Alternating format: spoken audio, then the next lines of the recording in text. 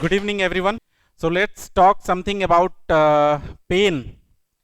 Maybe Sarah has already talked about cancer and a lot of things. So I'll be focusing on pain only specifically. So may I ask you one question for the general knowledge that what is that symptom for which maximum patient comes to a doctor? The answer will be pain only. It can be any kind of pain, whether it is a physical pain, it can be a mental agony or anything. But whenever somebody suffers from some kind of pain, then only we visit a doctor. And if we look at the incidences, it's almost like 19.3% of the Indian populations are suffering from some kind of pain. And this study has been done in 2018 by the Global Chronic Pain Prevalence Society.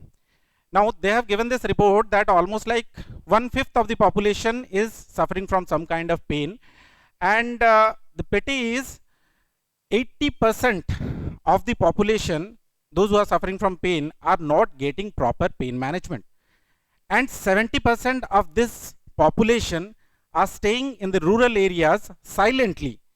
Just they succumb to this pain because they don't have facility to somebody who can guide them to have proper knowledge for the medication, and they don't have even a proper knowledge for the pain medications. That is why 70% are suffering from pain which is going unnoticed. Now this kind of pain, we divide them into properly two kinds. Pain is basically divided into two kinds, that is acute and chronic. Acute pain, something which you are getting an injury. Suppose you've fallen down, got an accident, got a trauma, got an operation, that is known as acute pain. Now, this is a time limit of 3 months when this should come up. You should come up your acute pain because the tissue heals within 3 months. Now, if within 3 months you are not getting, this thing is healed up, and this turns into chronic pain. And chronic pain is very difficult to treat. It's almost like, there is a say from the Shakespeare that I read it yesterday only, that whenever sorrow comes, it doesn't come alone, it comes as a battalion. The same is the say with chronic pain. Chronic pain never comes alone. Earlier we thought that pain is just a symptom, and because of some disease we are getting pain. But now the chronic pain has become a pandemic, and it is a disease itself. Whenever a chronic pain comes to you, that brings anxiety, depression, loss of appetite, loss of sleep, many other things. Specifically, those who are suffering from diabetes or hypertension, if they are suffering from some kind of pain, they can see that the diabetes is uncontrolled, the hypertension is uncontrolled, even after you are taking medicines, that is not getting controlled. Somebody who is suffering from some kind of psychiatric illness and they are having pain, the depression goes on. It's very difficult to treat chronic pain. Now this is what is pain is. Now why me? Where from I came to this for pain? It started almost like in 2005 when my auntie was suffering from CA breast, carcinoma breast, was operated, undergone chemotherapy and radiotherapy. Just after 2 years, she got a recurrence with meds in the local area. The hand was totally swollen. She was not able to move her hand. And at that time, I was just doing my post-graduation in anesthesia first year. I came to know a term that is called post-mastectomy pain syndrome. Something happens like this, people get pain, and usually what happens is the hand is swollen because the lymph glands have already been taken out. This is what I heard. Now that is fine, but where is the treatment? How to get pain relief for that patient? You imagine that was 2007. I didn't get a proper treatment for post-mastectomy pain. I was referred to a palliative care center that you go there and visit and get some medication so that the pain will be relieved. I got there, I got morphine. Morphine, probably many of you may not know, is a drug which is an opioid which is given maybe for cancer as well as many of the non-cancerous conditions also. Severe pain which is not controlled by any other drugs. Now unfortunately after 1 month I didn't got morphine even. Morphine was vanished, it was not available in Odisha.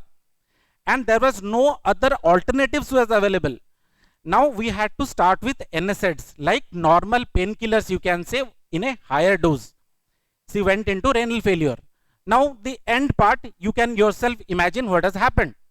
It was like went into ICU, then the death was painful. Now there was no answer to it. I was doing post-graduation in anesthesia first year. Now I completed my anesthesia post-graduation, then I went for fellowship into pain from WIP, Netherlands. Then after that, when I came back, I had offers to go into other countries even to join as a pain specialist.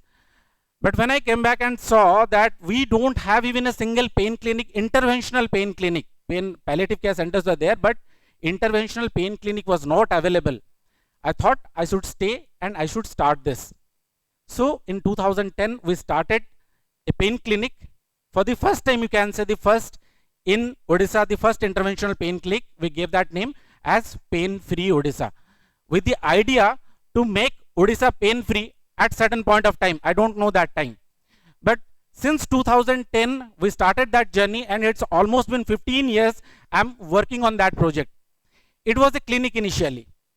When I started my practice, nobody allowed me to work as a pain physician. Nobody gave me a job to work as a pain physician.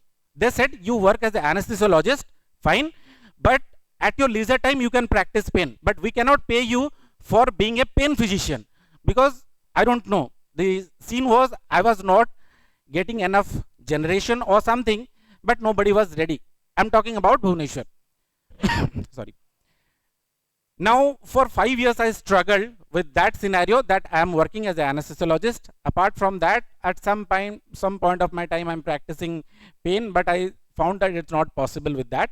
In 2015 we came up with our own hospital, that is Health Village Hospital, situated in Bhubaneswar only. So there I started my pain practice, specifically only pain, not anesthesia.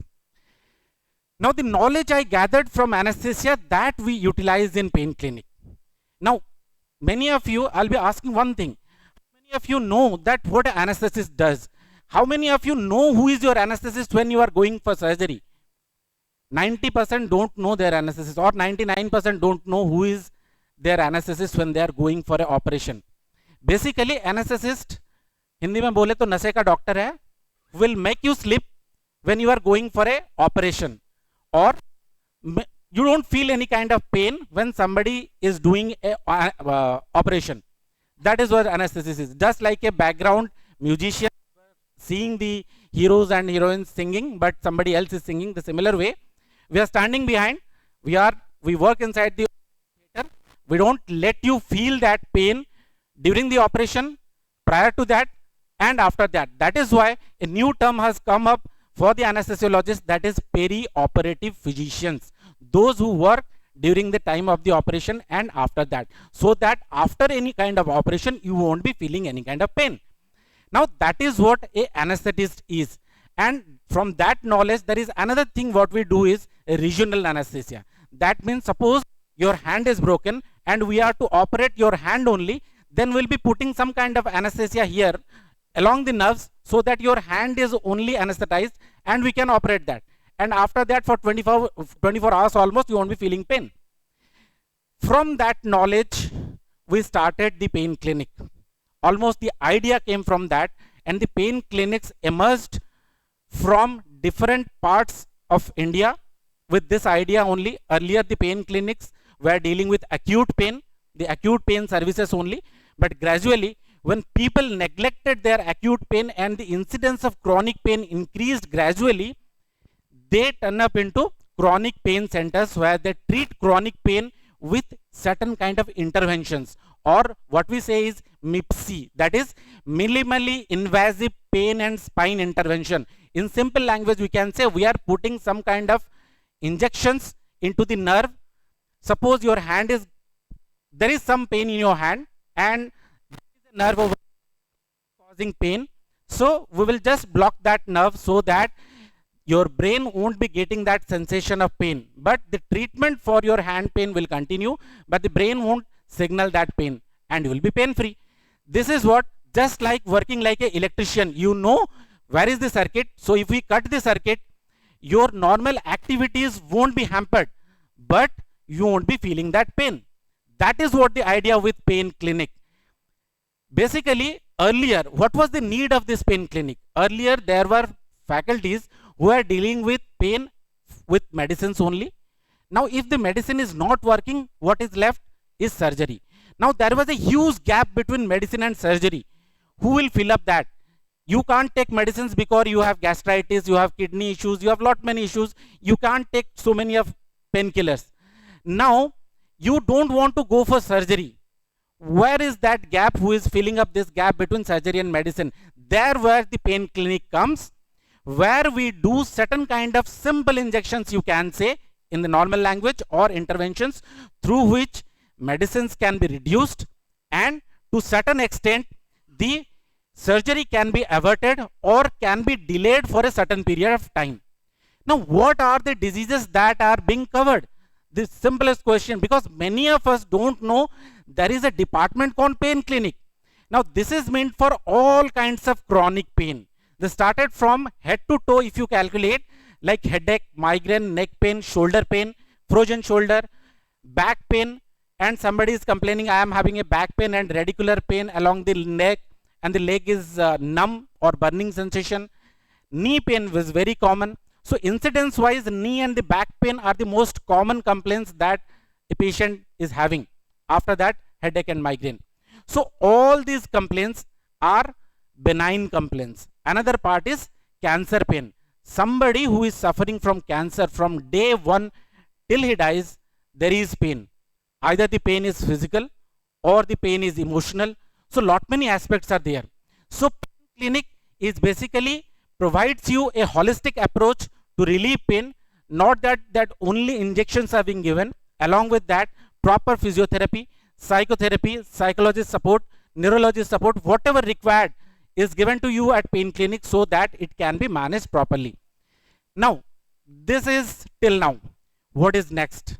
What is in future? The future is regenerative medicine.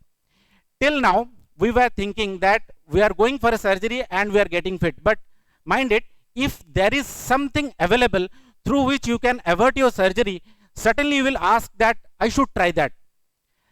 I'm not saying that these procedures are alternative to surgery. No. Somebody who is suffering from arthritis knee is not able to walk and it is grade 4 and more, he or she has to undergo surgery. I'm not saying that. But before that, there are conditions where surgery can be averted through regenerative medicine.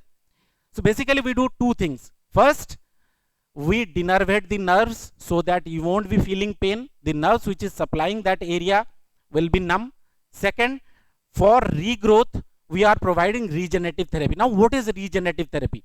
Regenerative therapy is basically done from your body cells only. We'll take out your blood, we'll take out the platelets, make the platelet-rich plasma, we'll inject. We'll take out your fat cells from your belly, process that. They are basically multipotent stem cells that can be injected into your knee so that knee tissue can be regrown. We take out your bone marrow, and that marrow is processed, that is known as BMAC, and that can be injected into the joints, into the ligaments, so that there will be regrowth of those areas, natural way. These are not medicines, and this is what the future is. Now, why I am saying this is what the future of medicine is, pain medicine is, sorry. Because you don't have to be admitted into the hospital, 2 hours of hospital stay. We can repeat it n number of times you want. There is no age barrier.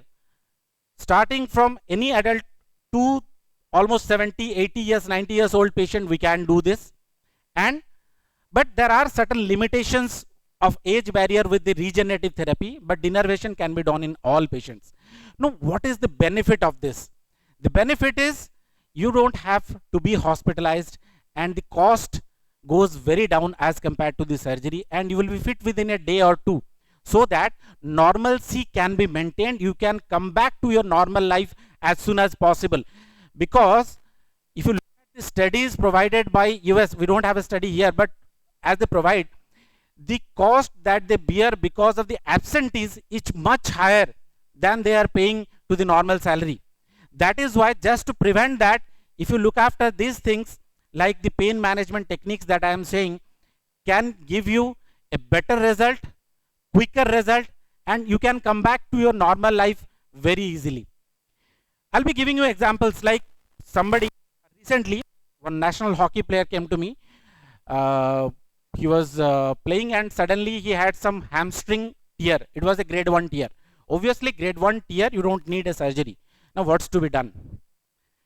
We did PRP because I said, we need a time frame. He said, at least for a month, I have time. After that, I have to play international hockey.